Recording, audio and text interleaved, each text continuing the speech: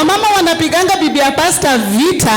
Women fight pastors' wives. To an extent you find a pastor's wife amekosa kwenda church. Until she doesn't now go to church. Ule mwenye si sugu kama mimi. When they are not that firm.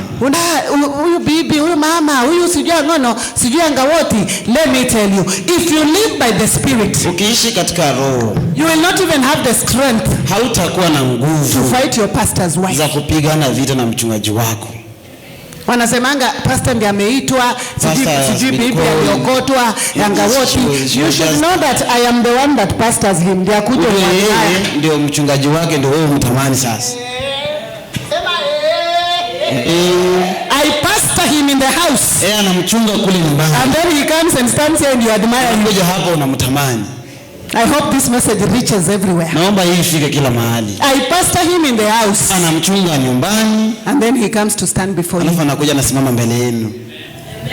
If you live by the spirit, ukiishi katika roho, next Sunday we are doing Galatians, you will know where that comes from. Tutasoma Galatia, tajua imetoka wapi. Utajua kule inatokanga. You know where it comes from. I usually mentor very many pastors' wives. Younger ones. Anazungumza na wachungaji wachanga wengi wa. Even older ones for that matter. Hata wale ambao wanamzidi kwa hiyo hali. Kitu kifanyika kwa nyumba ya pastor. When something happened in pastor's home, unadhania ijawahi fanyika tangu Kenya ianze. You will think it has never happened anywhere. Mtoto wa pastor akishika mimba. When pastor's child get impregnated. Watoto wetu wakuangi na mwito, wanakuanga watoto kama wengine. These are children as other children. Atina si unakuanga mtoto wa pastor. So, na basi pia unakuanga mtoto wa mechanic. Anza kutengeneza magari sahi. Ama aje wase. You know, I have to tetea watoto wanaitwanga PK. Mtoto wa pastor hawezi hata namba. Una namba na wewe ni mtoto wa pastor. Niseme vile iko. Sema tu. Wewe si baba yako anaendesha trailer, mimi nitakuletea sahi trailer uendeshe. Amua. Yes. Sasa natetea watoto wako wa future. Amen. Hatuna kuanga mtoto wa pastor.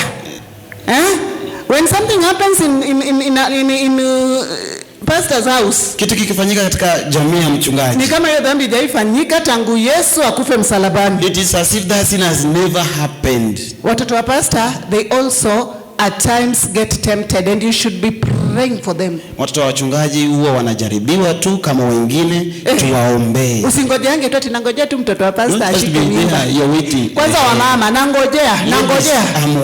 Mtoto wa pastor unajua anavutanga bangi. You know that child normally smoke. Wako anavuta lakini ni sawa. You smoke but it's okay. Leo ninawatangazia, ninawapatia taarifa. She's giving us an announcement. I am the one that has been called together with Bishop. Yeye na mchungaji. Our children have not been called. It is just by the grace of God that they ni neema tu wanatuhudumia.